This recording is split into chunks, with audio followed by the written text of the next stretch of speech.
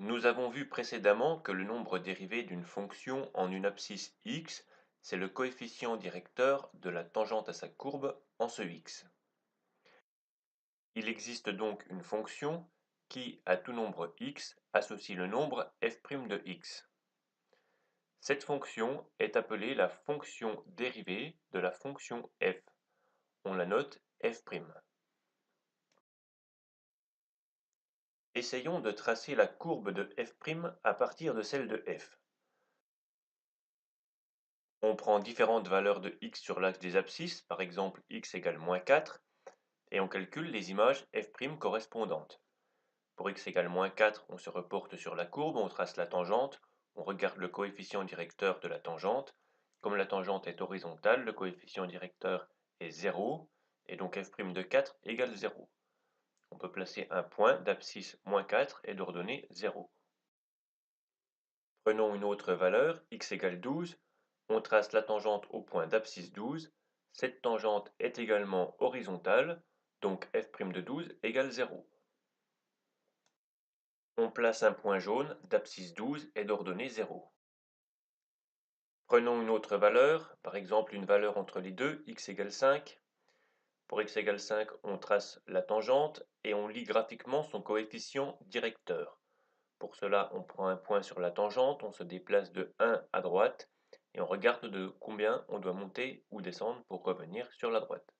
On doit descendre de 1,5, donc f' de 5 égale moins 1,5. Pour x égale 5, on place un point jaune d'ordonnée moins 1,5. Quatrième valeur, x égale 9. Pour x égale 9, le coefficient directeur de la tangente est un petit peu difficile à lire. Cependant, on remarque que si on avance de 3, on descend de 1. Donc, si on avance de 1, on descend de 1 tiers. f' de 9 égale moins 1 tiers. Maintenant, pour x égale 0. Pour x égale 0, le coefficient directeur de la tangente est également moins 1 tiers. On place un point d'abscisse 0 et d'ordonnée moins 1 tiers.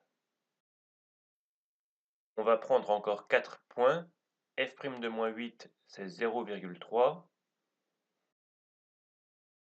f' de moins 11, c'est environ 2 tiers, car sur la tangente, quand on avance de 3, on monte de 2.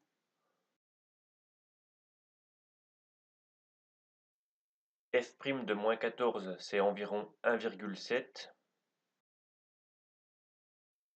f' de 15, c'est 0,5. Et f' de 18, c'est 1,8. Nous pouvons maintenant tracer la courbe de la fonction f' en reliant les points obtenus.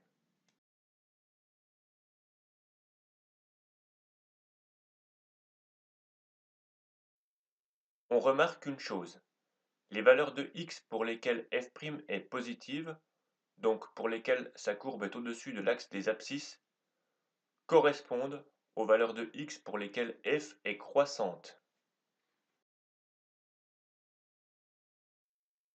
Lorsque f' est positive, f est croissante, et inversement, lorsque f' est négative, f est décroissante.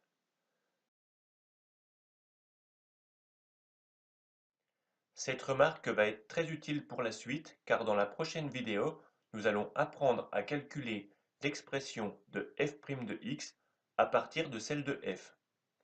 L'étude du signe de f' de x nous permettra de deviner les variations de f sans connaître sa représentation graphique.